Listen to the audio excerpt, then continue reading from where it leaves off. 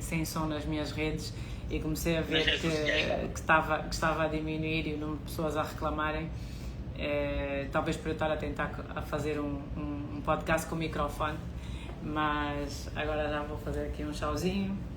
Só quero verificar o som, está bom? Vamos então continuar. Ok, podemos continuar, sim, senhora. O juiz se recusou a ouvi-la porque vem daí ordens superiores. Não sei se nos consegue ouvir. Sim, infelizmente, olha, eu na qualidade de angolana porque isso tudo cai sobre a perseguição política de que tanto fala, aliás, desde o início do processo. Qual é a razão, Isabel dos Santos, de uma vez por todas, se é que poderá ser a última vez que fala sobre isso, por que acha que o Presidente da República está a persegui-la? Bem, sabe, isto é uma... Eu gostava de explicar o seguinte: está-se a falar de crimes e estes crimes têm uns números tão grandes e complicados que eu quero explicar à audiência o seguinte. Primeiro, eu quero explicar à audiência que aquilo que está em tribunal hoje, que a PGR tenta me acusar, não tem nada a ver com as minhas empresas Unitel, Banco BIC, BFA, Zap, Candando, não tem nada. Só quero esclarecer isso, eu peço só um minuto porque é importante, porque eu recebo tantas vezes essa pergunta. Ou seja, não tem a ver com nada, que há dúvidas que eu tirei erário público para construir essas empresas, não tem nada a ver. Mesmo porque estas minhas empresas foram construídas muito antes de eu ir para Sonangol, não tem nada a ver. O que está em causa... Sobre as suas empresas, Santos, nós vamos falar também sobre isso um pouco mais lá para frente, mas eu gostava mesmo que respondesse na sequência da conversa que vínhamos tendo. Diz que o juiz se recusou. Um juiz, não quero dizer o nome, não sei por que razão também, eventualmente Isabel dos Santos tem medo, não sei. Não, eu posso explicar, eu posso explicar. A razão é simples. Nós temos uma lei em Angola que tem um quadro legal chamado segredo de justiça. De justiça. Exatamente. Portanto, quando um dossiê ou um processo foi consagrado em segredo de justiça, as partes que fazem parte do processo não podem divulgar certos elementos sobre o risco de violarem o segredo de justiça. Violar o segredo de justiça é crime. Portanto, não é uma questão que eu tenha medo, deixa-me acabar, não é uma questão que eu tenha medo, mas eu respeito a lei. Eu respeito a lei porque eu acho que a lei é fundamental em qualquer sociedade para nós vivermos bem. E hoje uma das coisas que preocupa é que efetivamente os nossos tribunais e os nossos juízes não respeitam a lei. Mas apesar disso acontecer, eu continuo a ser um cidadão que respeita a lei e que acredita, e eu não revelar talvez algum dos detalhes, algumas das perguntas que me está a fazer, tem a ver efetivamente que o processo hoje segue sob segredo de justiça. Eu pessoalmente gostaria que o segredo fosse levado. Desculpe. Sim, mas a justiça certamente não impede que nos responda. Por que acha que João Lourenço está a perseguir assim Isabel dos Santos? Sim, claramente. Qual é a razão? Claramente, porque neste caso já não estamos a falar de uma questão de justiça, nem de uma questão jurídica, mas sim de uma questão política. E é uma questão política profunda. O presidente João Lourenço não tem perseguido só a mim. Dentro da minha família, já perseguiu o meu irmão José Filomeno, de igual modo a minha irmã Velvicha dos Santos, mais conhecida por Xizé, que foi deputada e que foi injustamente expulsa do Parlamento sem razão alguma. Portanto, isto é uma senda do presidente João Lourenço que eu acredito que tem a ver com o legado do presidente José Eduardo Santos. Acho que o presidente João Lourenço teima até hoje em destruir o legado do presidente José Eduardo Santos. Nós vimos isso na condecoração das medalhas, o papel que foi dado a José Eduardo Santos, apesar de ser o arquiteto da paz e um dos pais da nação. Eu digo um dos pais porque o Dr. Agostinho Neto também é um pai da nação. Para mim são pais da nação, ambos são, e vimos que há da parte do presidente João Lourenço uma vontade muito grande, e acredito também dentro da ala que ele defende, dentro do próprio MPLA, em apagar este legado. E eu acho que é a partir disto que ele desencadeia Diga-me. Porquê? Por que acha que há uma vontade de liderar do presidente João Lourenço em apagar o legado de José Eduardo dos Santos? Muito talvez no sentimento de algum rancor pessoal. Mas há razões?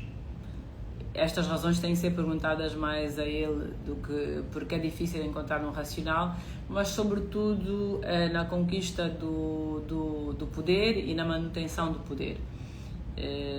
Porque o José Eduardo Santos, o presidente José Eduardo Santos, tem um legado de paz e sobretudo tem um legado muito importante que eu quero aqui realçar hoje, que é de uma transição política pacífica. Ou seja, é uma pessoa que respeitou a Constituição e aceitou as eleições, promoveu as eleições, não alterou a Constituição para continuar no poder em 2017 nem em 2022, pelo contrário. Alterou em 2010. Sim, em 2010 nós tivemos uma alteração constitucional. Aliás, em 2010 foi quando a nossa Constituição foi consagrada. A nossa Constituição começa em 2010. E sim, concordo consigo, porque antes disso nós tínhamos uma lei constitucional, sem dúvida. De forma beneficiou o presidente Eduardo dos Santos?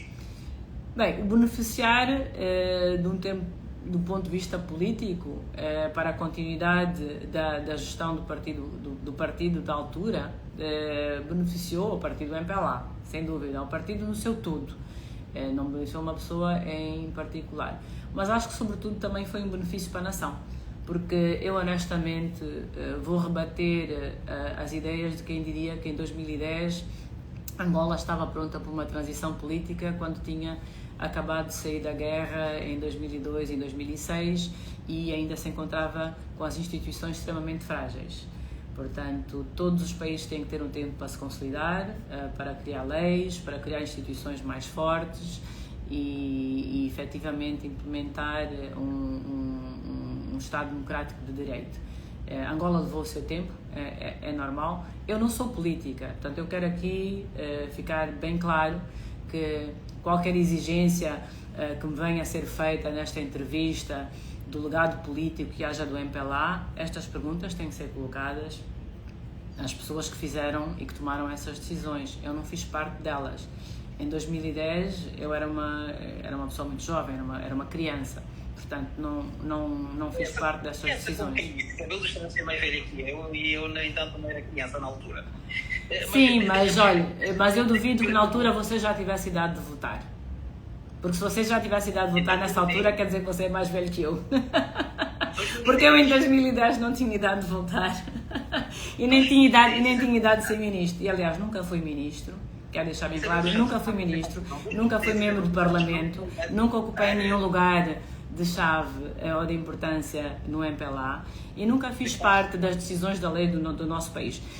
Isto é uma verdade que eu quero que fique clara, porque eu acho que cada um de nós tem a responsabilidade sobre os atos que toma e sobre as atitudes que fez na vida.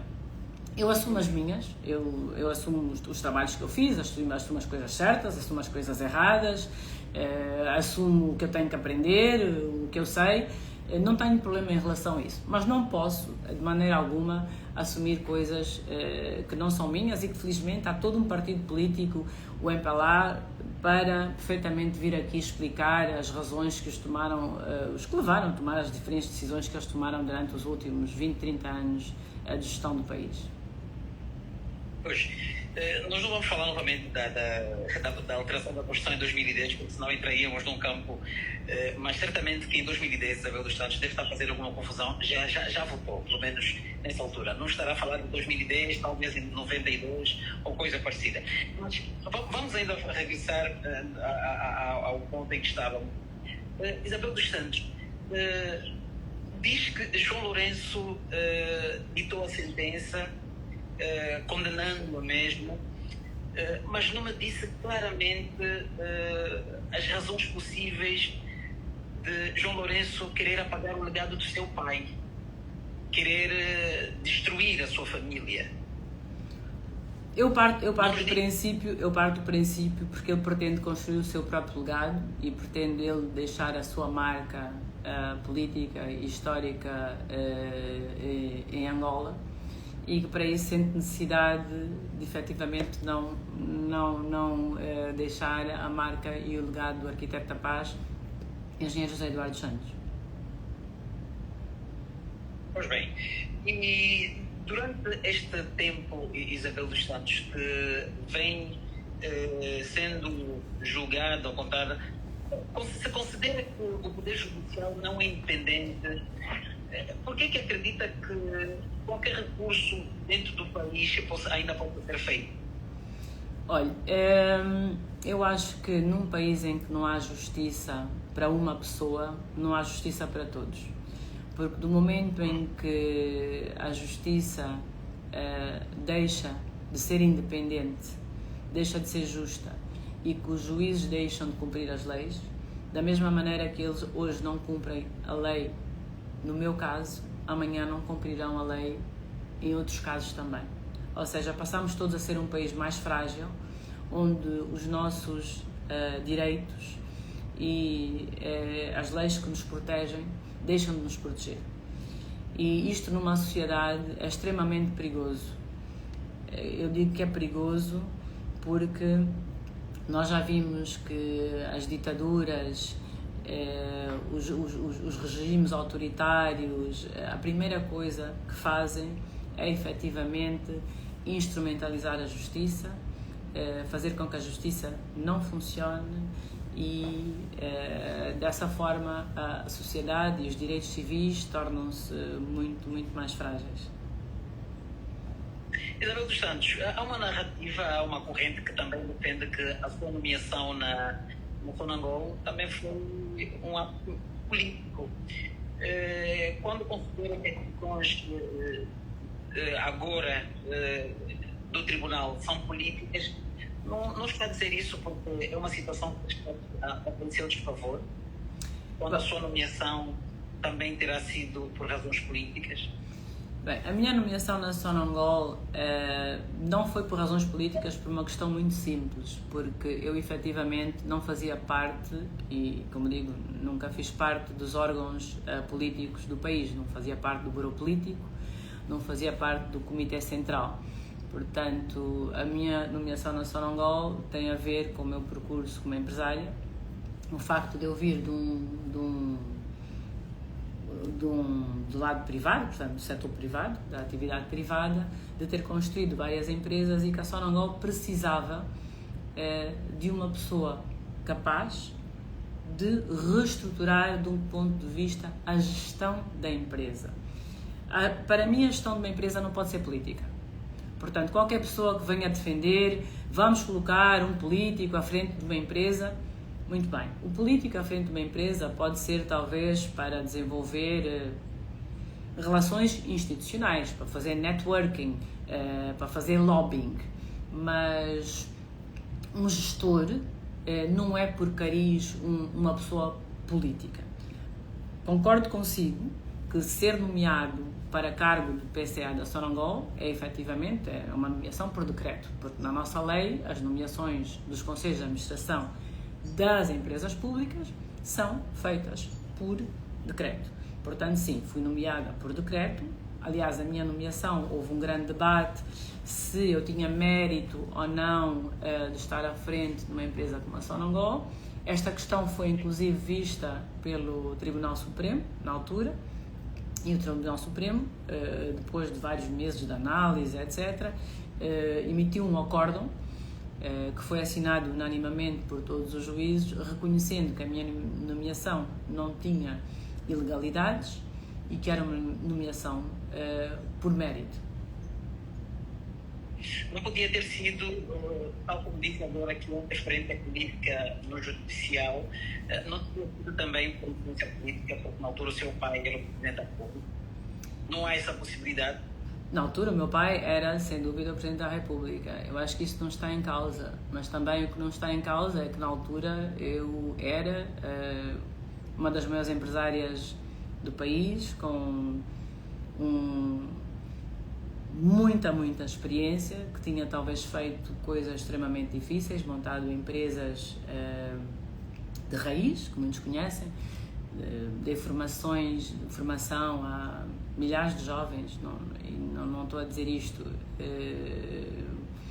de forma leve, foram projetos difíceis de montar, portanto eu construí de raiz empresas como o Candando, que é uma empresa de retalho moderno, construí de raiz uma empresa como a Zap, que é uma empresa moderna de distribuição de sinal televisivo, construí de raiz a Unitel desde 1998 como operadora móvel, ou seja, eu já tinha construído muitas empresas, gerido muitas empresas e emprego muita gente e formado muita gente.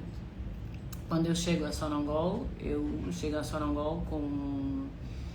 com um currículo empresarial bastante vasto, não só em Angola, mas também um currículo vasto internacionalmente, porque apesar das coisas que eu fiz em Angola, também na Europa fiz investimentos, comprei, por exemplo, a Efasec, que era uma empresa que estava falida. Tive apoio da banca portuguesa, tive apoio na altura dos bancos comerciais portugueses que me financiaram a compra da Efasec, e era uma empresa que estava falida e que teve que ser reestruturada e que teve que voltar a dar lucro, e que felizmente na altura que eu lá estava o negócio começou a correr bem.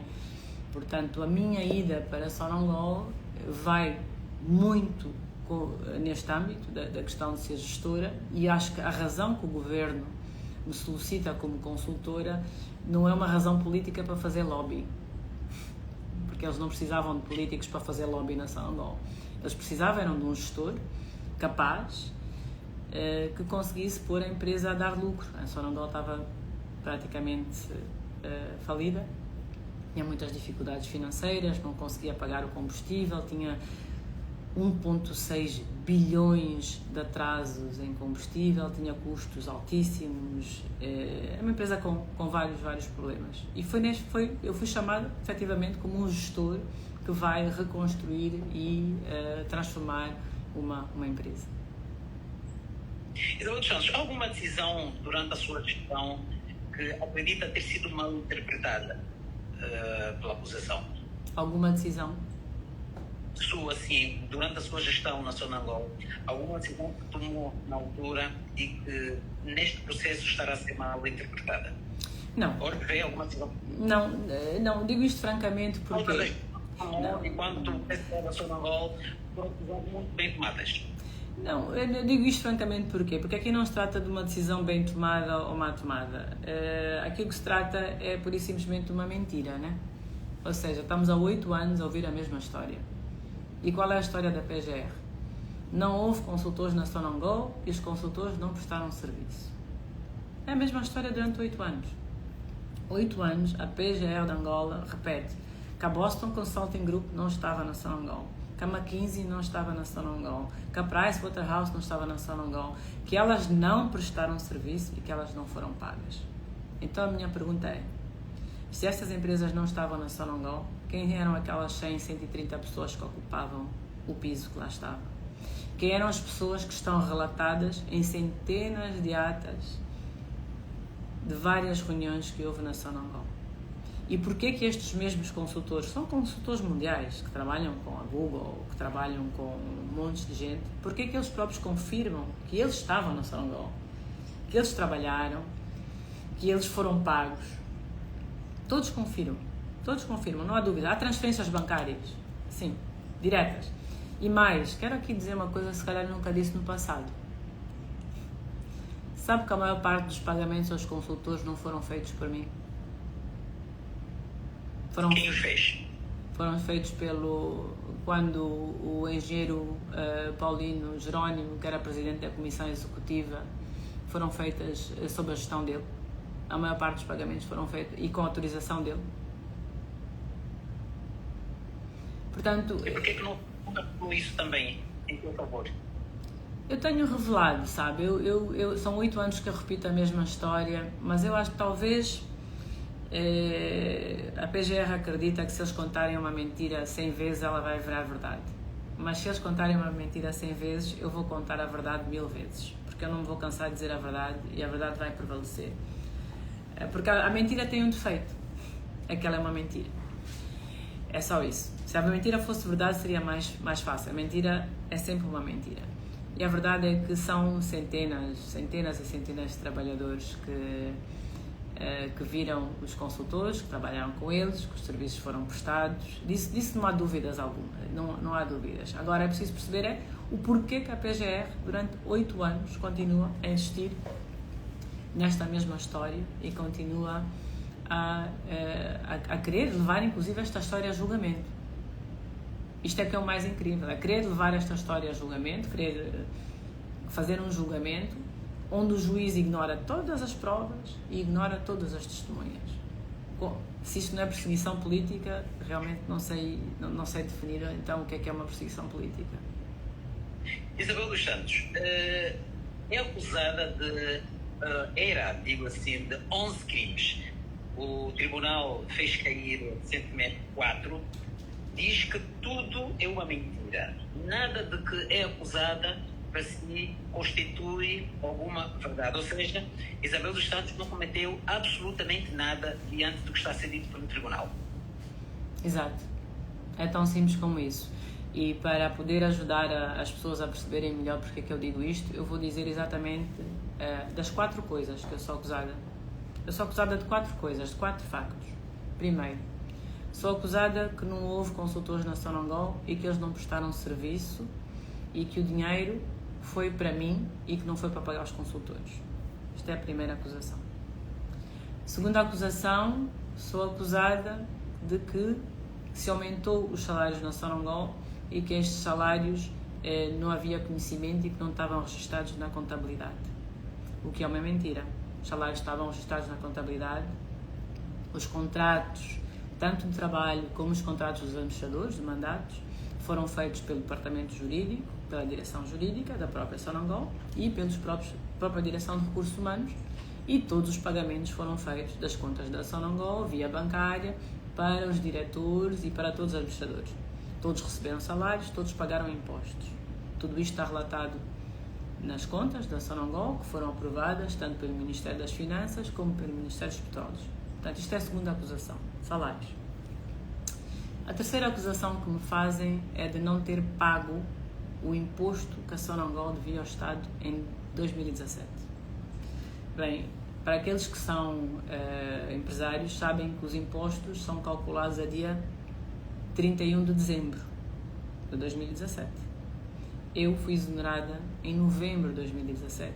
Ou seja, quem tinha que pagar este imposto de 31 de dezembro de 2017 foi o meu sucessor. Foi Carlos Saturnino. Portanto, este imposto que eu sou acusada de não ter pago, mesmo que eu quisesse ter pago, eu não poderia como ter pago, porque eu em novembro já não estava na Sonangol. Eu fui exonerada em novembro. E os impostos são pagos a 31 de dezembro. O ano fecha 31 de dezembro e podem ser pagos até março. Portanto, isto é a minha terceira acusação, impostos. E a quarta acusação é que uma empresa chamada Monjasa seria do meu esposo, ou relacionada ao meu esposo, e que eu teria vendido a esta empresa petróleo ou produtos derivados de petróleo a um preço mais barato. Ora, esta empresa Monjasa é uma empresa internacional, global, que não tem nada a ver comigo ou com o meu marido. É uma empresa com 50 escritórios no mundo todo, é conhecida no mundo todo, é uma trader internacional. O contrato assinado entre a Monjasa e a Sonangol é assinado entre Monjasa e Sonangol Hong Kong, não Sonangol EP. Quem assina por Sonangol Hong Kong é Sandra Júlio, assina em representação da Sonangol Hong Kong. Quem assina em representação da Sonasi, em Angola, é a esposa do Carlos Saturnino, doutora Filomena. Ou seja, em nenhum lado eu estou envolvida nesse negócio, em nenhum lado eu tenho nada a ver com este negócio. Nem sou dona, nem meu esposo é dono da Monjasa, porque é uma empresa internacional, global, os acionistas estão todos listados na página, portanto é uma empresa internacional que nada tem a ver connosco. E por outro lado, quem assinou os contratos foi Sandra Júlio, por Sonangol Hong Kong. Portanto, Sandra Júlio é uma senhora que representa a Sonangol em Londres já há mais de 20 anos e é a doutora Filomena, que é a esposa do Carlos Saturnino. Portanto, é um contrato que não tem nada a ver comigo. Então, só vou rapidamente recapitular. Sou acusada de 4 coisas. Primeiro, que não houve consultores, que os trabalhos de consultores são fictícios.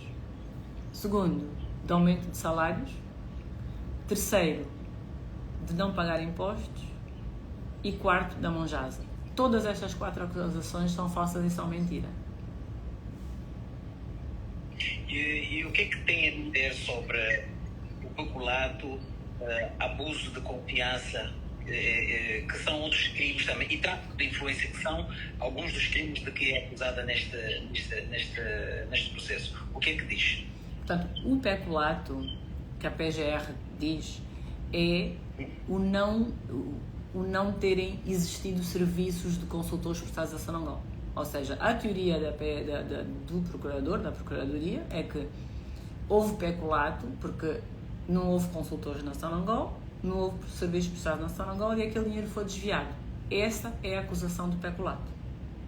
Ok. Entende? A acusação de abuso de confiança ou tráfico de influência, eu não percebo muito bem qual é, porque infelizmente a PGR também não explica muito bem na acusação que faz, mas possivelmente pode ter havido com salários, não sei, porque a acusação da PGR também não é nada clara, é muito, muito difícil de entender.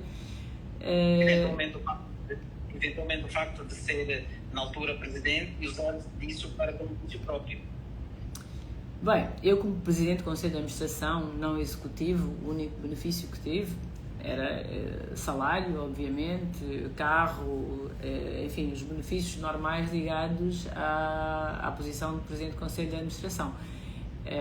Não tive nenhum outro benefício para além desse.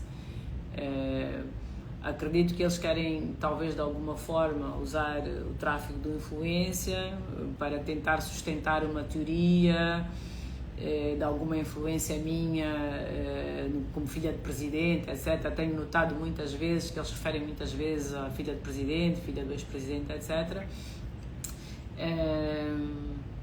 Mas eles também não são muito claros de como é que este tráfico de influência efetivamente aconteceu, mesmo porque eu não trafiquei influência para ser PCA da Sonangol, não foi, eu fui nomeada para PCA da Sonangol a convite, eu lembro-me que o convite me foi feito pelo Dr. Edutrudes Costa e pelo Dr. Armando Manuel, que na altura me convidou para ser consultor, portanto, e é um decreto, não tem como ser eu a decidir. Não fui eu que decidi que os consultores da Boston, da McKinsey, da Price deviam vir ajudar o governo angolano. Pelo contrário, foi uma solicitação do governo angolano que queria reajustar e reestruturar o setor petrolífero, sobretudo a Sonangol, tornando mais eficaz. Portanto, não é uma decisão minha, é uma decisão do governo. Basta ver que está espelhada no próprio decreto. O próprio decreto presidencial é claro quando fala na reorganização e reestruturação do setor petrolífero, e o Conselho de Administração para o qual eu fui nomeada, também por decreto, claramente diz que o nosso objetivo e a nossa missão na Sonangol seria de reestruturar e, no fundo, de tornar uma Sonangol mais robusta, mais viável. Está claramente espelhada em decreto, ou seja, nenhuma destas decisões foram tomadas por mim. Foram decisões tomadas pelo governo angolano e pelo Estado angolano na altura, porque havia realmente uma necessidade. A Sonangol estava com muitas dificuldades, era um período em que o petróleo estava muito baixo. Era tornar a Sonangol mais robusta, com a recuperação de alguns dinheiros. Conseguiu alcançar esse objetivo de forma clara e transparente? Sim, conseguimos alcançar esse objetivo. A Sonangol, quando eu entrei, tinha dificuldades financeiras muito grandes, como eu disse. Por exemplo, tínhamos cerca de 1,6 bilhões, 1.600 mil milhões de combustíveis em dívida. Havia dívidas de cash call. Cash call é o dinheiro que se paga para investir nos blocos. Ou seja, a Sonangol, quando trabalha e é investidora nos blocos, tem que investir com as outras operadoras, em conjunto com a ESSO ou com a Total, e então havia um atraso muito grande em Cascolos, não me lembro do número exato, mas creio que eram cerca de 800 milhões de dólares. Reduzimos o custo de produção do barril, porque era caro, o nosso custo de produção estava muito alto, produzir um barril custava muito caro, e então nós conseguimos renegociar os contratos de prestação de serviço e reduzir o custo de produção do barril, porque o preço do barril também estava baixo, portanto era importante reduzir o custo de produção, que era para poder ter margem, né? para ter lucro. E a empresa em 2017, que é um ano que eu fiquei até novembro, apresentou lucro positivo, apresentou um resultado positivo. Portanto, sim, nós fizemos um grande trabalho, muitas poupanças. O nosso programa de poupança chamava-se Sona Light, e o nosso programa de receitas, de aumento de receitas, chamava-se Sona Plus. Eu vou publicar, mas eu a partir de, como eu disse, vou começar um podcast sobre empreendedorismo e sobre negócios, e um dos exemplos que eu vou usar nesse meu podcast será efetivamente o Sona Light e o Sona Plus como exemplos de reestruturação de uma empresa, para poder partilhar com o público o trabalho que foi feito na Sonangol, que foi feito por estes consultores, por mim e por toda a equipa, que são bons exemplos, são exemplos que até serão úteis para alguns dos jovens empreendedores e para algumas pessoas também que têm empresas e que se debatem todos os dias em como superar algum dos problemas empresariais que têm. Deixa que eu lhe pergunte, por altura da sua nomeação, esteve também envolvido, por assim dizer, o atual diretor do gabinete do Presidente da República, o Dr. Costa. Acha que neste processo ele teria alguma palavra a dizer por favor? Quando o Estado, o governo angolano, decidiu que a Sonangol precisava de ajuda, portanto isto foi digamos em finais de 2015, criou um comitê, uma comissão de avaliação e de reajustamento do setor petrolífero, e criou um comitê.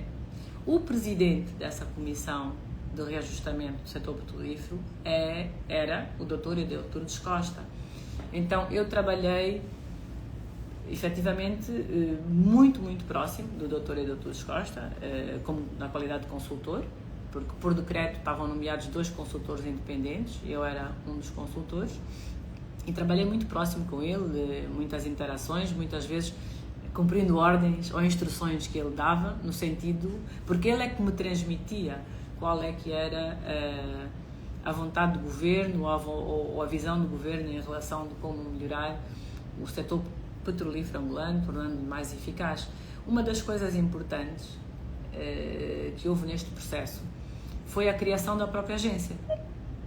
A Agência Nacional de Petróleos, que hoje existe, vem deste trabalho que é feito por mim, com os consultores, durante este trabalho no Comitê de Reajustamento. Ou seja, está aqui um resultado claro de algo que eu fiz e que foi implementado. E que está implementado até hoje. Portanto, hoje a agência existe e funciona. Pois, mas eu perguntava-lhe neste processo que decorre, o Edelturdes Costa, no caso, teria alguma palavra a dizer em seu favor? Essa pergunta que eu coloco. Eu acho que seria fundamental. Eu, como disse, eu apresentei 73 testemunhas, mas só 7 foram aceitas.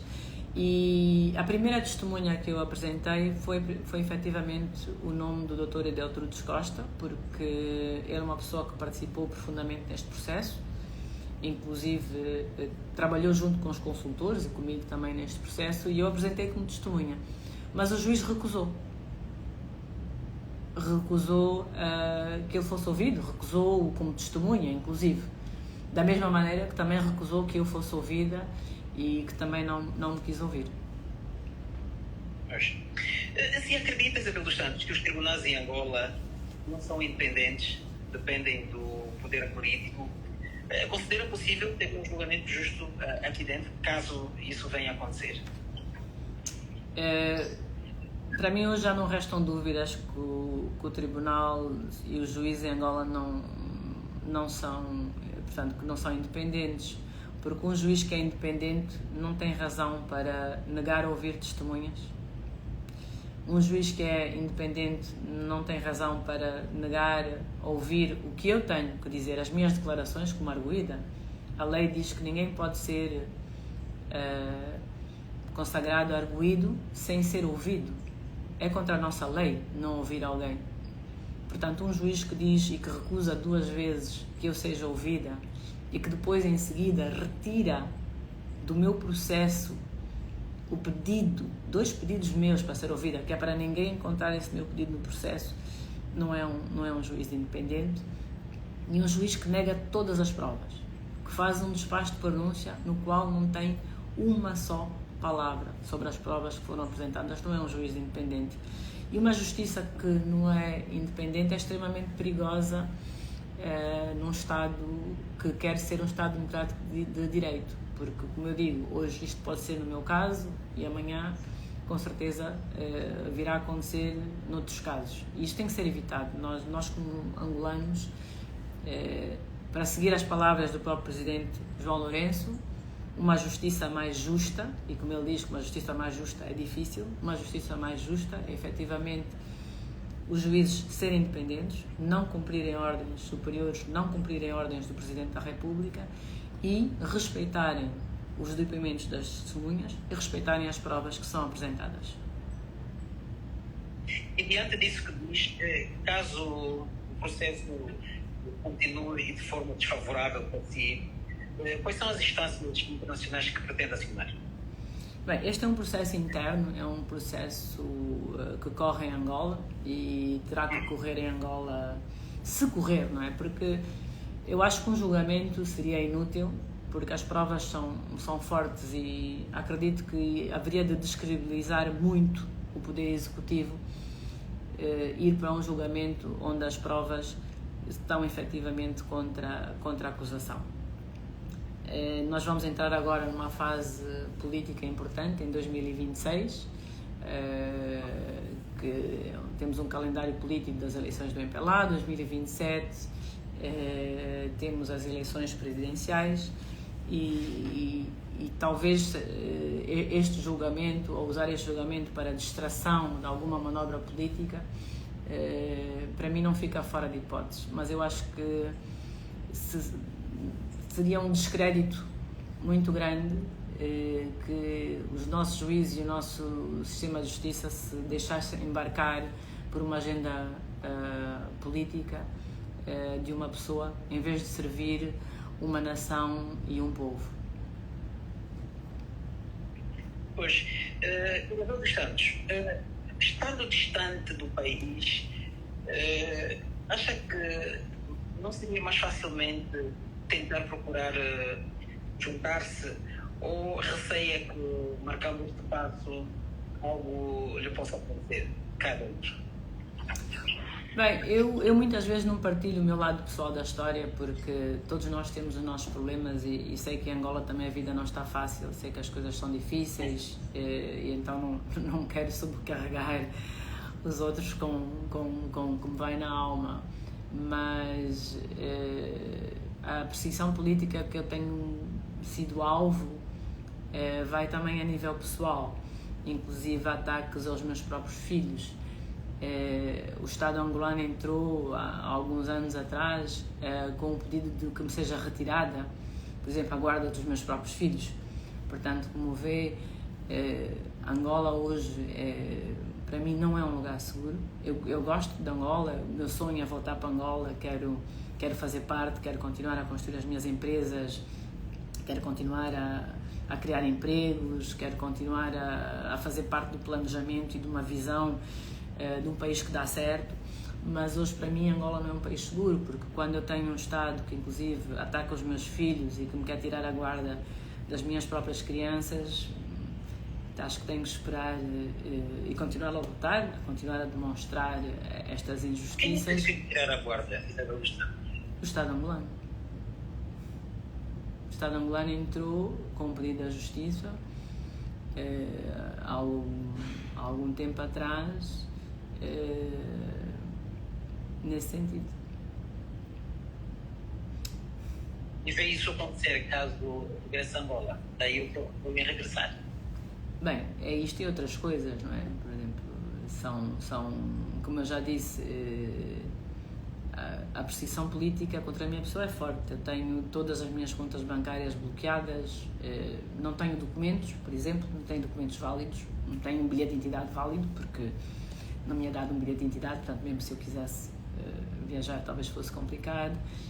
Sou impedida de viajar, tenho impedimentos jurídicos de viagem, porque tenho notificações contra mim feitas pelo Estado angolano, e isto antes de ser até acusada, porque vejamos que eu ainda não tenho uma acusação feita, ainda estamos em recurso do despacho de pronúncia, mas todas as medidas... Diga. Sim, diga. Todas as medidas? Veja, por exemplo, há 6 anos que eu estou sob inquérito em Portugal, a pedido de Angola, e fui obrigada a vender o meu banco por causa disso. Fui obrigada a fechar as minhas empresas, não me deixam pagar os impostos, não me deixam pagar rendas. A PGR proíbe que eu pague rendas, proíbe que eu pague impostos, proíbe que eu pague propinas escolares, proíbe que eu pague despesas de saúde, até mesmo pensão alimentícia, mesmo para comer. Na PGR eu tenho um despacho e eu vou perguntar aos meus advogados se posso ou não publicar, mas eu tenho um despacho da PGR que proíbe pura e simplesmente de eu utilizar qualquer tipo de meios financeiros meus para poder sobreviver. De tudo. Água, luz, telefone, renda, escola, médico, tudo. Tudo proibido. Não pode pagar nada. 2 despachos, que eu já fiz vários requerimentos, né, a pedir que pelo menos os impostos, pelo menos que eu possa cumprir a minha obrigação fiscal perante o Estado. E são proibidos, é proibido. E isto sem eu ser acusada ou condenada a nenhum crime. Ou seja, eu já estou a viver uma sentença até antes dela ser promulgada por algum juiz, e tudo a mando da PGR, do Estado angolano, que cumpre ordens do Presidente João Lourenço. Há alguma condição, Isabel do Estado, que faria com que regressasse a Angola?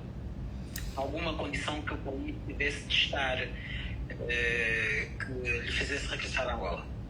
Eu acho que sim. Eu acho que uma demonstração por lado do juiz e da justiça, que são independentes e que efetivamente considerasse as provas e os testemunhos que eu tenho apresentado. E eu tive muita paciência, eu esperei 8 anos, nunca se calhar fui tão aberta como estou a ser hoje, a mostrar e como vou ser nas próximas semanas, a fazer chegar muito mais destes trabalhos que aconteceram na nação de Angola, pô-los muito mais a público.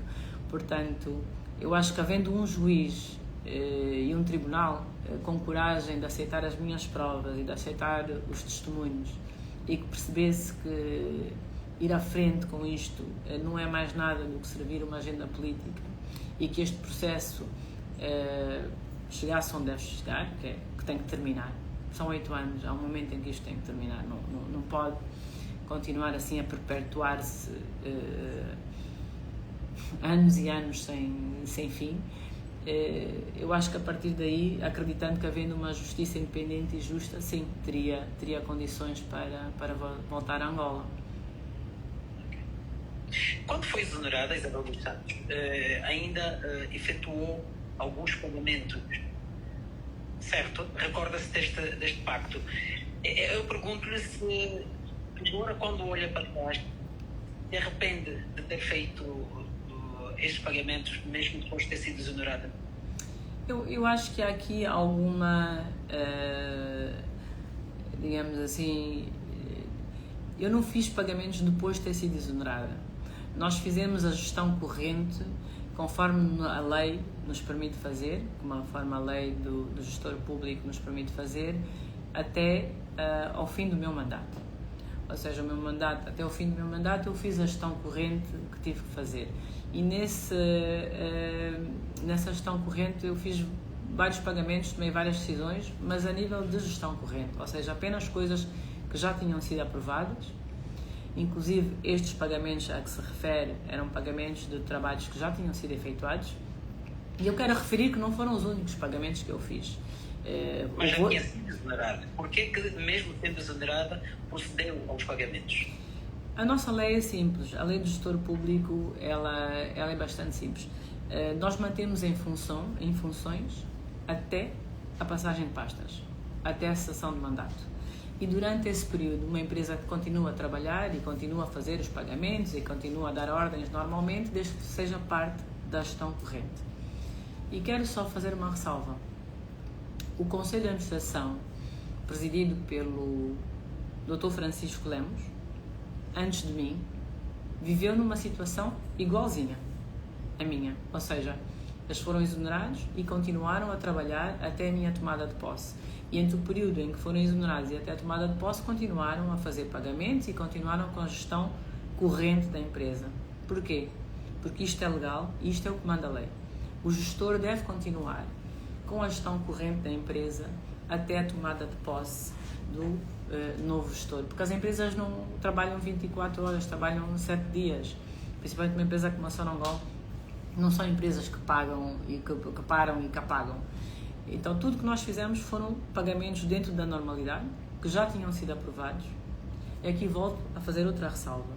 Estes pagamentos que eu assinei foram pagamentos que foram aprovados pelo Conselho de Administração com a minha abstenção de voto muito antes de eles serem ocorridos. Ou seja, que tinha a ver com serviços que já tinham efetivamente sido prestados e que foram confirmados como prestados e pagamentos que foram a consultores que confirmam terem recebido esses valores pelas faturas que já estavam faturadas, que já estavam dentro do sistema. Portanto, não se arrepende de ter feito o que fez por aquela altura, nessa circunstância. Foi exonerada e ainda assim teve que fazer pagamentos. Não se arrepende disso. É preciso perceber que há uma diferença entre o período de exoneração e o período de cessão de mandato. Eu vou dar um exemplo. O presidente Biden, quando foi a Angola, já o presidente Trump era eleito. Mas o presidente Biden não deixou de ir a Angola e assinou contratos. Mas já o presidente Trump era eleito. Ou seja, há sempre um período entre o momento em que uma pessoa deixa a pasta e outra pessoa entra. Neste período, nós temos alguns atos que podemos tomar, que são os atos de gestão corrente. E foi efetivamente a estes atos a que eu me limitei a fazer. Não fiz outros atos a não ser os atos de gestão corrente. E eu estou aqui a dar um exemplo. O presidente Biden foi a Angola, já o presidente Trump tinha ganho as eleições e o presidente João Lourenço, mesmo assim, recebeu no corredor do Lubito, assinou vários contratos com empresas americanas. O presidente Biden foi recebido como presidente, teve todas as honras de presidente, apesar do presidente Trump já ter sido eleito na Casa Branca. Pois, mas eu ainda assim pergunto-me, não está arrependida de ter feito o que fez? Eu sou um bom gestor, sempre fui um bom gestor e eu acho que um bom gestor cumpre os compromissos que tem. Se nós temos compromissos de pagar os nossos fornecedores, os nossos serviços, as pessoas que efetivamente prestaram os serviços e que estes serviços estão demonstrados, eu faço do meu melhor para cumprir estas obrigações. Eu, quando digo eu, e o Conselho de Administração que eu represento, portanto, não apenas eu. Porque independentemente de ser este o meu Conselho de Administração que teria pago estas obrigações, o Conselho de Administração seguinte também teria de as pagar, porque os trabalhos ocorreram. Portanto, aqui não está uma questão de se fui eu que paguei ou se foram as pessoas a seguir a mim que chegaram que pagaram. A questão é simples, os trabalhos ocorreram, eles foram aceitos, foram entregues, as faturas existiam e as faturas teriam que ser pagas. Que fossem pagas por mim ou pelo Conselho de Administração seguinte, não haveria uma grande diferença. E nós fizemos um ato de pagar faturas que já estavam aprovadas sobre serviços que já estavam aprovados. Portanto, aqui não há dúvidas, isto é gestão corrente, não é um ato após exoneração, como diz, porque isto até nem está correto. É um ato contínuo de gestão que ocorreu. E que sempre ocorre na Sonangol, em todos os conselhos de administração, inclusive naqueles prévios aos meus, portanto, o que seja do Dr. Francisco Lemos, ou antes disso até do próprio engenheiro Manuel Vicente, é uma prática normal de continuar a gerir a empresa e continuar os atos correntes até a entrega das pastas, até o momento de cessão das pastas. E lógico que depois do momento da cessão das pastas eu nem teria como fazer algum pagamento, porque nem acesso a Sonangol eu tinha. Ou seja, do momento em que eu dei o meu lugar, cedi o meu lugar com muita honra ao próximo Conselho de Administração, a partir daí deixei de ter qualquer função na Sonangol. Não paguei ninguém, não dei nenhuma ordem, não executei rigorosamente nada. Portanto, eu apenas cumpri com o meu mandato até ao fim do mandato, até ter entregue as pastas. Isso para responder a minha pergunta, que não se aprende? Eu vou voltar a repetir. Eu gosto de pensar de mim como um gestor sério, sabe? Então, um gestor, eu vou voltar a repetir porque isto é importante. Eu vou voltar a repetir. Olha, posso dar um exemplo. Vamos dar um exemplo. Você, por exemplo, há uma festa de casamento e o seu fornecedor forneceu comida, serviços fotográficos. Os seus convidados foram, todos comeram, todos gostaram, o casamento correu bem, graças a Deus, muito bem. No dia seguinte o seu fornecedor chega e diz assim, olha, está aqui a fatura da fotografia e está aqui a fatura dos 10% que faltou pagar, daquilo que você já tinha aprovado antes de casar. Você vai dizer, não, agora já casei, já não pago mais.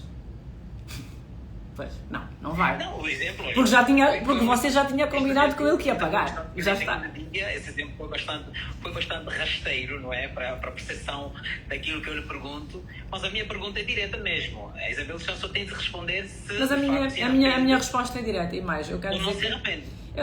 A minha resposta é direta. Eu só quero dizer o seguinte. Mais de metade. Portanto, estão em causa cerca de 138 milhões de pagamentos. Mais de 100 milhões daqueles pagamentos não foram feitos por mim. Okay. Então, eu só quero dizer o seguinte.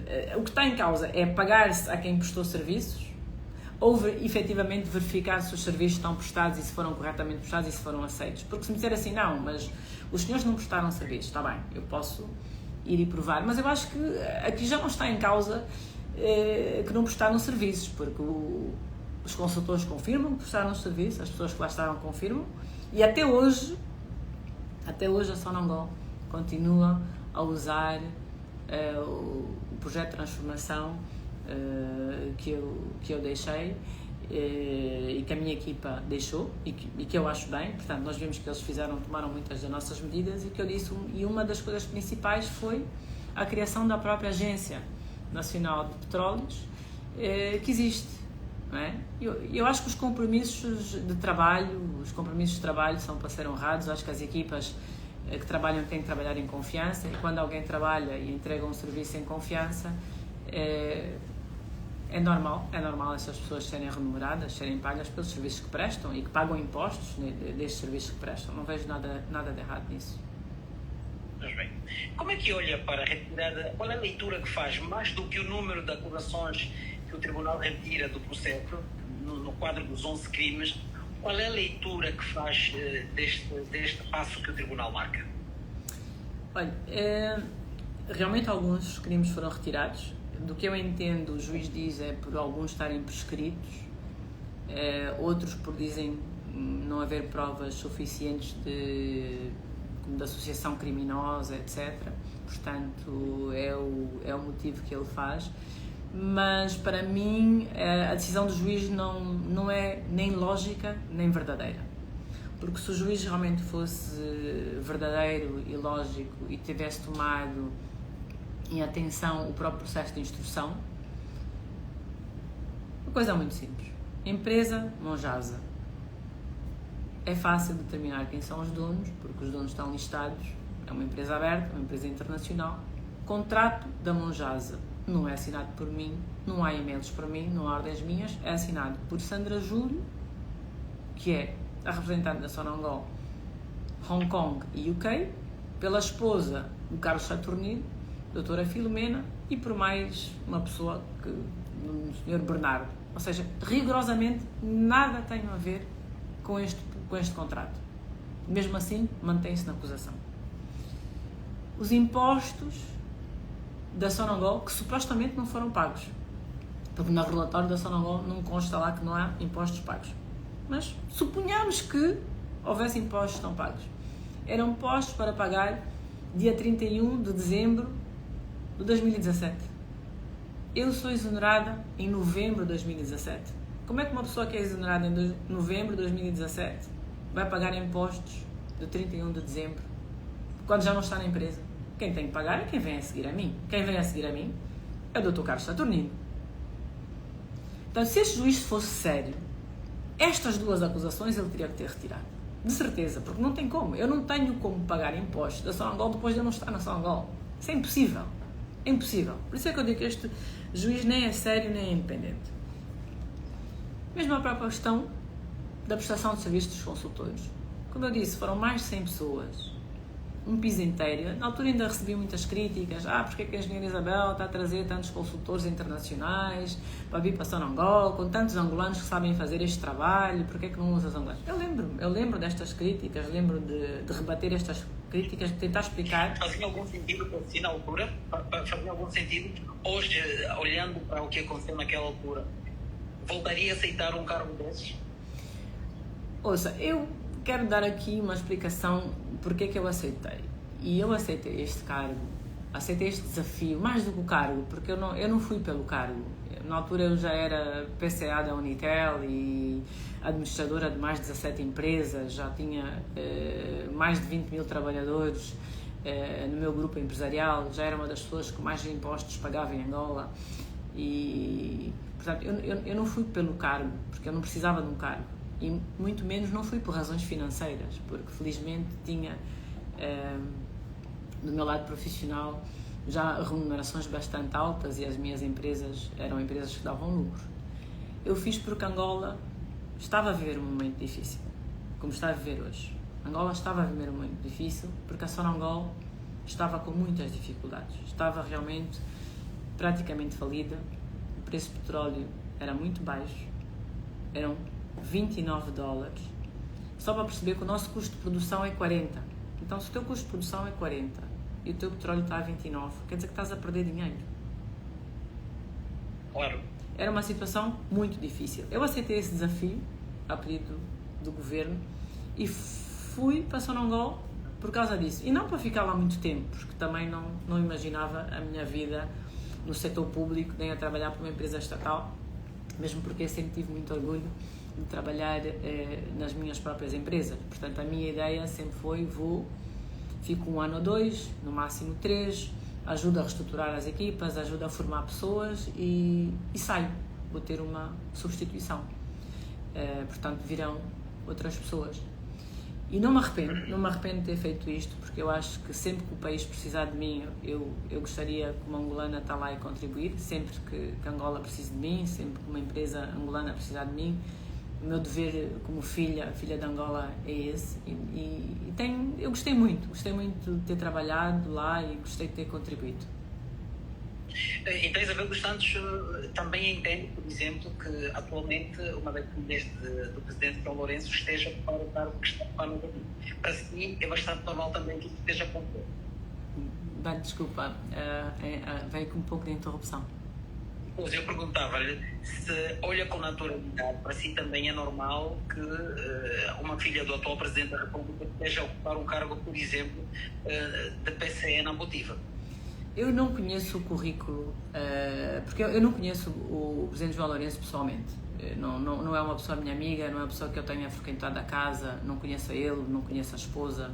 São pessoas que eu vi, talvez, algumas vezes em alguns comícios do MPLA. Portanto, eu não conheço o currículo da filha do Presidente João Lourenço e então aí fica difícil realmente mas houve comentar. muita gente na altura também não conhecia o seu currículo e ficava deste ponto de vista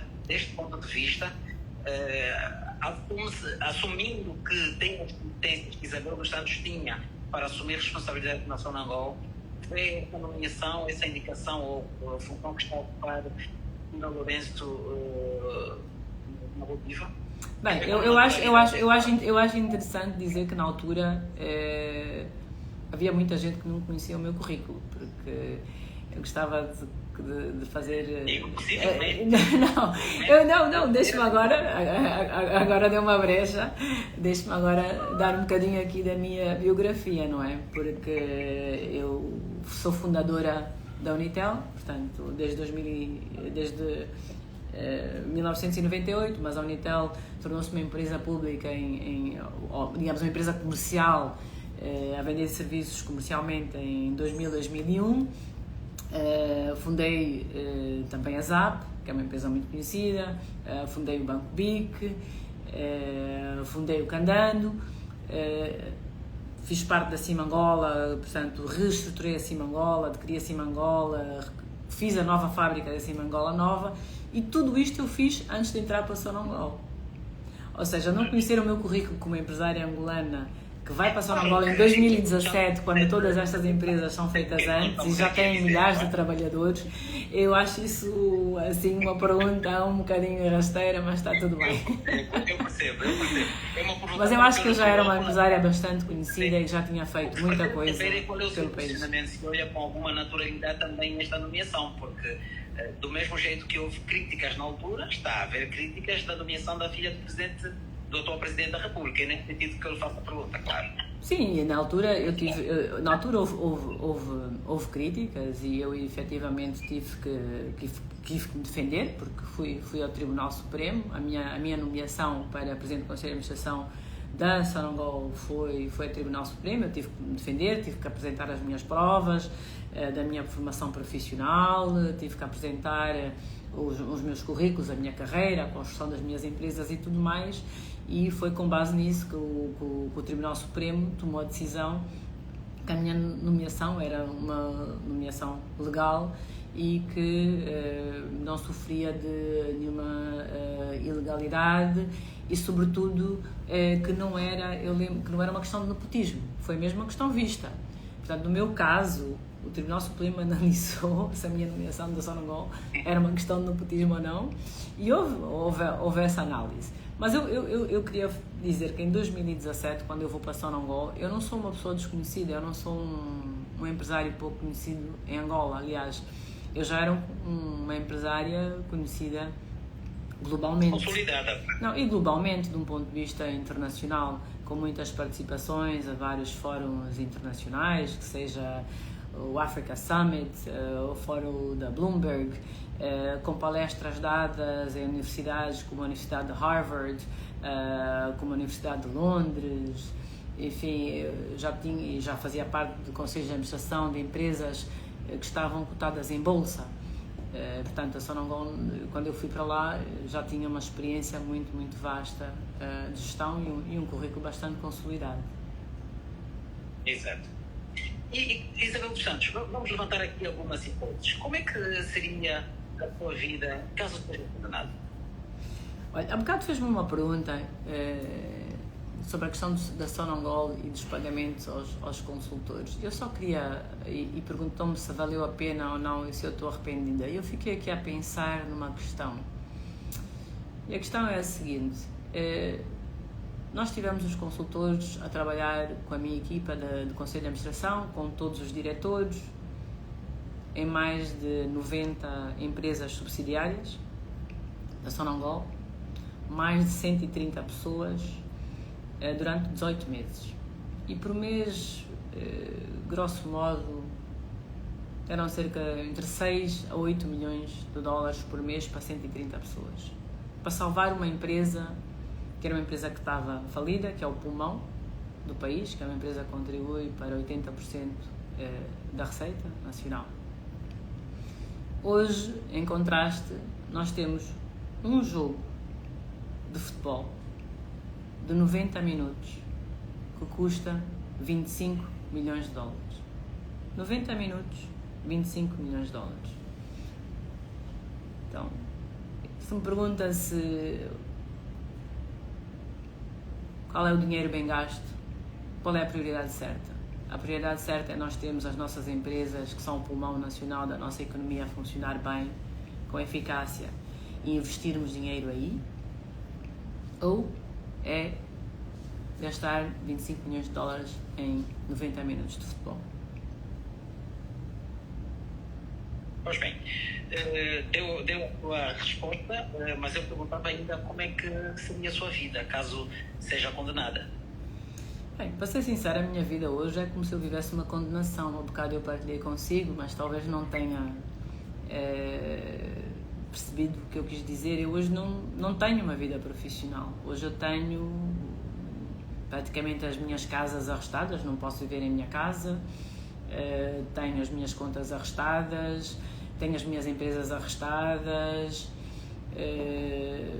tenho os meus movimentos físicos bloqueados, portanto eu fisicamente tenho os meus movimentos físicos bloqueados, não tenho liberdade de movimentos, nem tenho liberdade para trabalhar, por exemplo, mesmo que eu queira trabalhar eu não posso trabalhar, sou impedida pelo Estado angolano de o fazer, e isto muito antes de até ser condenada, e isto já dura 8 anos, são 8 anos que isto está a passar.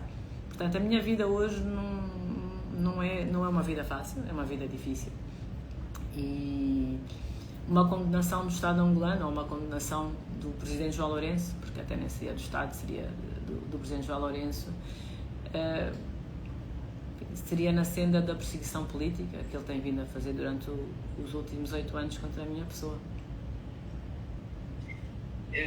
Esta petição da sua situação social e económica, se pode assim dizer, leva-me a fazer novamente a pergunta que me fiz na entrevista passada. 8 anos depois, com tudo congelado, como é que está a viver? De onde é que sai dinheiro para viver, para pagar propinas, para pagar água, luz, para comer? De onde é que sai dinheiro tendo tudo congelado, como diz aqui? E eu respondi a esta pergunta ano passado e voltarei a responder. Eu tenho ajuda da minha família, tenho ajuda de alguns membros da minha família, tenho ajuda de alguns amigos, tenho pessoas que são amigas próximas minhas que me continuam a apoiar, que acreditam em mim e que nunca deixaram de me apoiar, e infelizmente tenho esse apoio.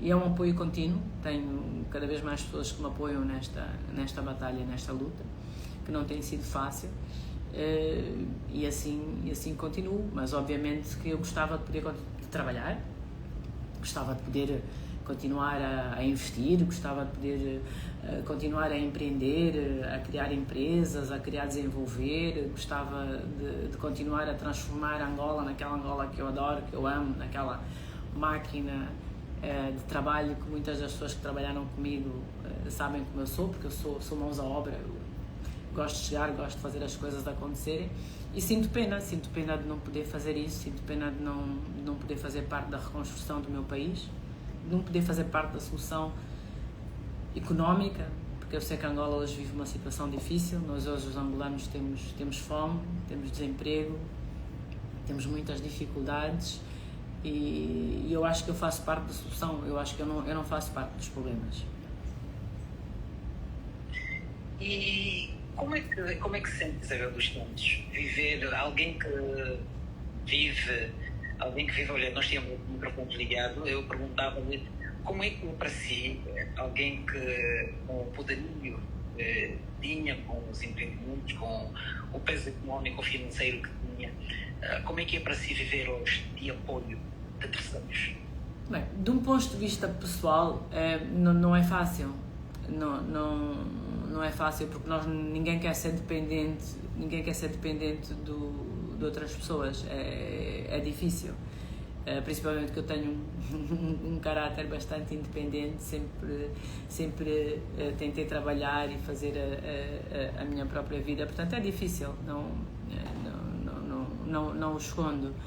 Não é uma posição que eu gosto de estar, é uma posição que eu anseio que mude, que espero que mude rapidamente, porque tem um impacto negativo, porque são muitos anos, eu diria, parada, não é? Sem efetivamente construir nem trabalhar, e eu anseio que isto mude brevemente, que eu possa voltar a fazer o que fazia antes, a ser empresária, empreendedora, e trabalhar em Angola não só, gostava de trabalhar também em outros países africanos, gostava de trabalhar na agricultura, gostava de trabalhar no ramo da educação, com crianças. Enfim, espero que em breve isso possa vir a acontecer. Mas isso só acontece caso seja absolvida. E a ser absolvida, viria diretamente para Angola, logo no dia 15? Eu acho que um sinal de ver que Angola tem uma justiça independente e que temos instituições fortes daria-me muita confiança no meu país e sem dúvida que eu regressaria a Angola. Porque eu quero acreditar. Eu vivi durante a guerra, né? Eu fui, como disse há pouco e bem, e acertou na minha idade, como disse há pouco e bem, eu vivi durante muitos anos durante a guerra e sempre ansiei por um país com paz. E quando Angola se tornou um país com paz, ansiei num país que fosse um país bom para viver. E é um país onde eu quero viver, onde eu quero trabalhar, onde eu quero construir a minha família, onde eu quero fazer parte. E claro que um país com instituições fortes, com uma independência da justiça, com uma independência do Parlamento, com um governo que tenha políticas em que dá prioridade às pessoas, prioridade ao emprego, prioridade aos rendimentos, prioridade às questões essenciais como a saúde, a educação, é um país que eu voltaria para viver sem nenhuma dúvida. Durante muitos anos, Isabel dos Santos em Angola vestia a camisola do MPLA, vestia no sentido de que era militante do MPLA, não sei por arrasto do seu pai, da família, mas pronto, o que é certo é que era. Aliás, apoiava o partido nas campanhas pré-eleitorais, enfim. Hoje ainda se identifica com o MPLA? Sim, o meu pai, o presidente José Eduardo Santos, né, o antigo presidente José Eduardo Santos, foi presidente do MPLA durante muito tempo e claramente como membro da sua família sempre participei nos atos do partido, mas muitas vezes como convidada, portanto nunca fui delegada de um congresso do MPLA. Não tenho nenhum papel nem sequer num CAP do MPLA, nem do Bureau Político, nem do Comitê Central. O meu ramo, eu sempre fui uma empresária privada, portanto a minha vertente sempre foi o setor empresarial. E digamos que a minha ligação com o MPLA, com o partido, vem efetivamente deste grau de família, que é normal. E esta foi a minha relação, digamos assim, durante muitos anos. Em termos políticos, como eu disse, eu sempre fui do ramo privado, sempre trabalhei no ramo privado. Eu acredito que Angola precisa de uma força política que ponha em primeiro lugar a necessidade dos angolanos e não política pela política. E quando eu digo necessidade dos angolanos, eu digo as questões como a fome, que é uma questão urgente, urgentíssima, que não se pode adiar mais. Efetivamente é preciso haver um conjunto de medidas rapidamente executadas pelo governo que têm isto como uma prioridade, porque a mim parte-me o coração as imagens que partilham comigo de crianças, de famílias inteiras nesta situação. Um governo que dê prioridade ao emprego dos jovens, extremamente importante, porque os jovens não podem ser deixados ao abandono, sem terem uma ocupação, sem terem um rendimento. Um governo que priorize a habitação. Começou a ver crianças com fome ou com desenvolvimentos. A partir de quando é que começou a ver isso? Infelizmente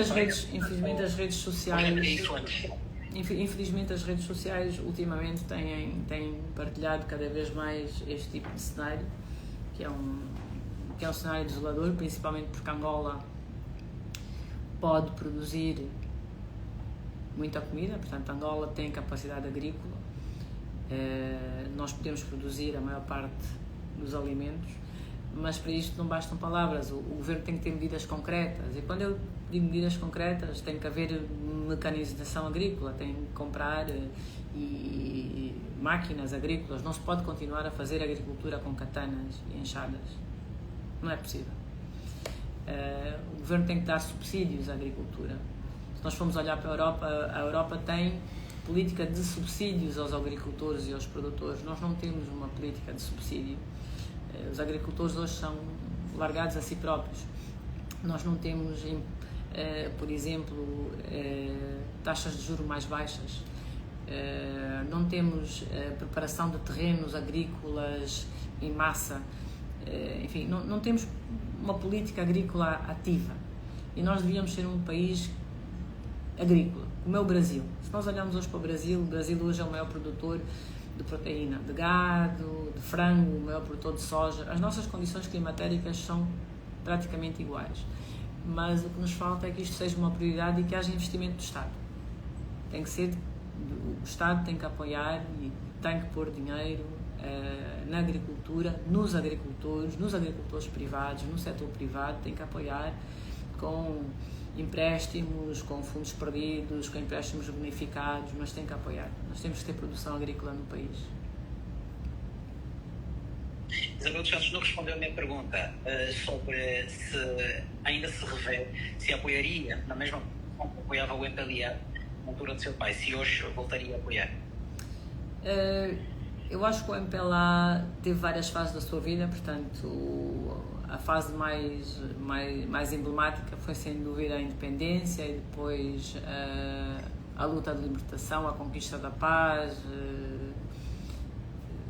todo o processo de paz foram os momentos mais emblemáticos. A seguir a reconstrução nacional, portanto a reconstrução da economia, com a construção de uma economia moderna, mas hoje vejo que houve uma questão fundamental que se calhar escapou no partido, e isto com quem vem de fora, que é a questão da liderança futura. Quem é que seria a geração da liderança futura que queria assumir uma Angola que precisa de um modelo de gestão mais sofisticado, mais complexo, mais capaz, mais moderno, mais focado na realização do próprio país. E aqui eu acho que houve uma questão da própria liderança, ou seja, a geração futura da liderança, quem será, o mérito, a capacidade destas pessoas, será que elas têm soluções para o país, vão conseguir implementar e construir o nosso país?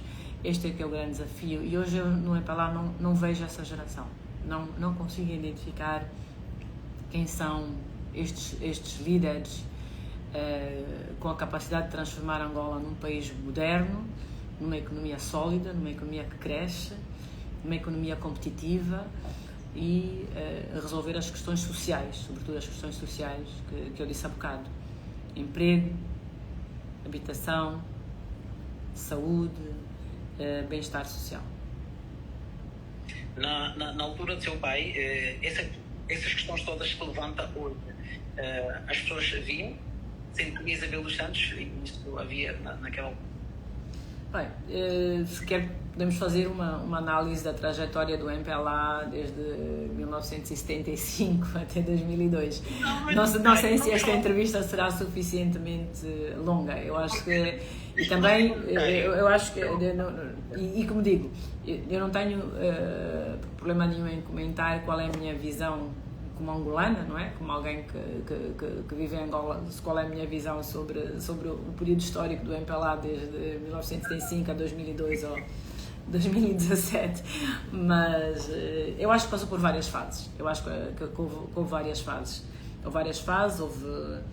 A primeira fase foi, efetivamente, como eu disse, a luta da libertação e independência. Depois disso, todo o processo da guerra civil entre a UNITA e o MPLA, com as eleições de 92, que disse muito bem, votei, agora tem razão, já confesso a minha idade. E depois, a seguir, com o segundo, voltamos ao conflito, e depois com a paz de 2002, e depois o relançamento, digamos assim, dos primeiros pilares da democracia, dos primeiros pilares da economia moderna e do país moderno. Mas não sei se... Mas perfeitamente, não foi esta a questão que eu coloquei e encontrou uma forma boa de esquivá-la.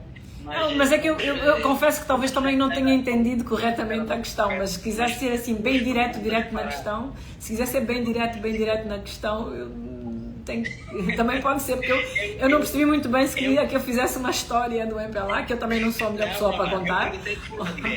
Se aquilo que via, as reclamações que se faz hoje na atual liderança do MPLA e do país, também não eram vistas na altura em que José Eduardo Santos era Presidente da República.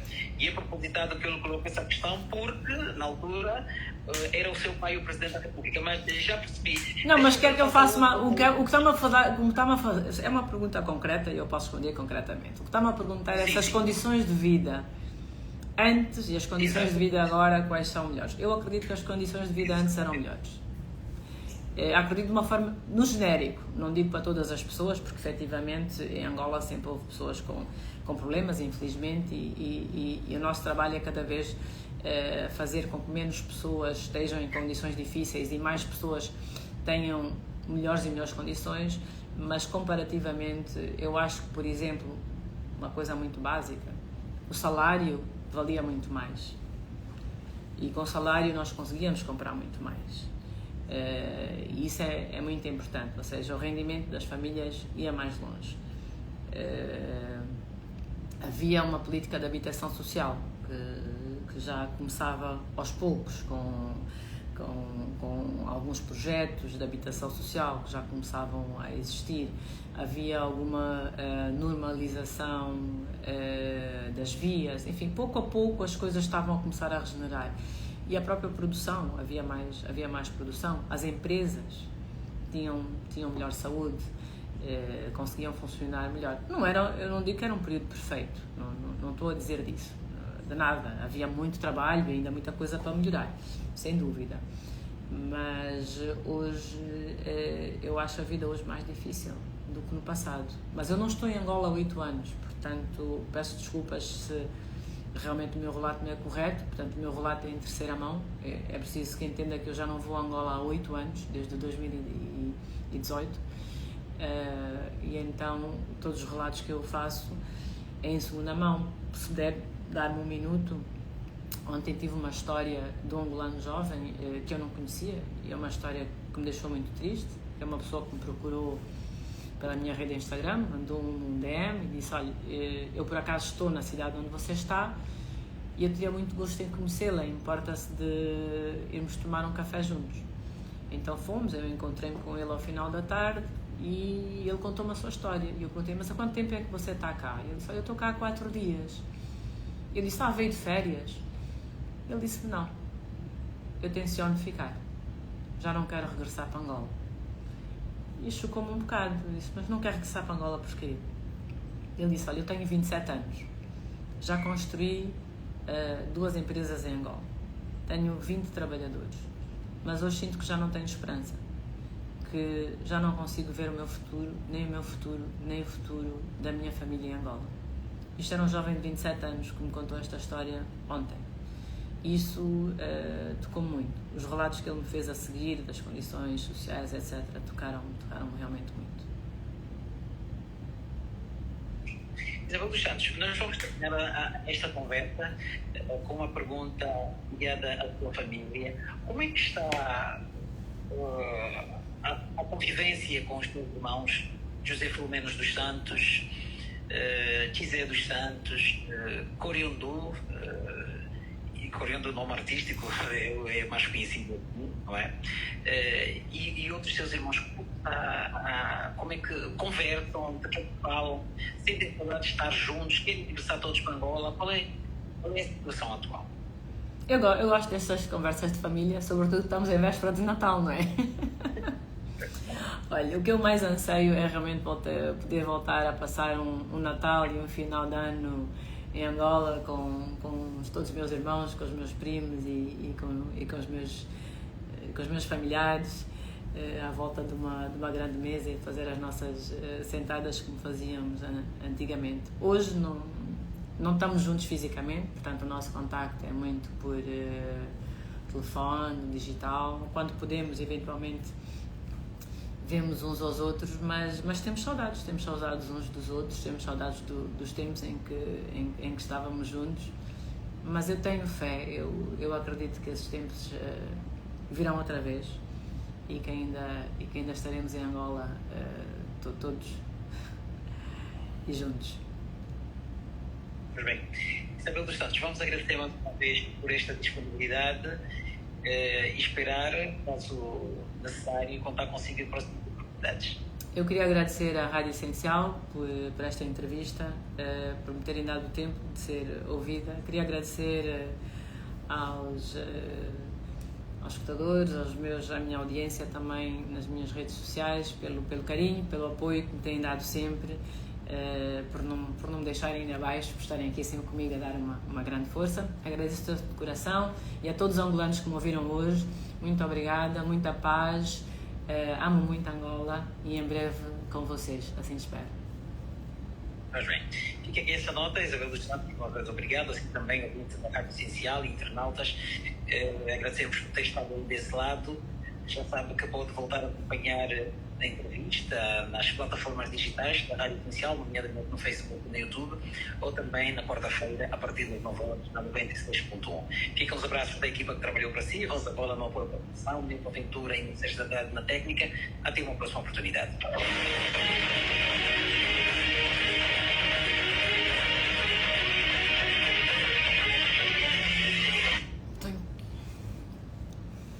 Muito obrigada a todos, espero que tenham gostado da entrevista.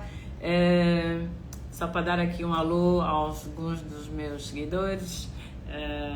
Vamos ver quem é que entrou, quem está online. Olá Marinela, José Soares, obrigada pela coragem. Ana Clô, muito obrigada minha sister, por teres acompanhado a entrevista. Alfonso, também tchau para ti. É sempre um prazer estar com vocês. Queria vos dizer que eu vou voltar a fazer podcasts. A partir do final do mês de dezembro estarei muito mais presente nas redes sociais convosco. Caso tenham sugestões de quem vocês gostassem que eu entrevistasse ou que me entrevistasse, também pode ser, ou temas que queiram que eu debata, que vos possa interessar, agradeço partilhar, tanto nos meus DMs ou nas minhas stories, e estarei aqui. Olá César, muito prazer. Cláudia, beijos. Do Ceará do Brasil, uau! Do Ceará do Brasil aqui também. Carla, muito obrigada por ser coerente. Também te amo, obrigado. Foi realmente um prazer estar com vocês, e bem-aja também a vocês todos e à vossa família. Despeço, beijo e até breve. Tchau.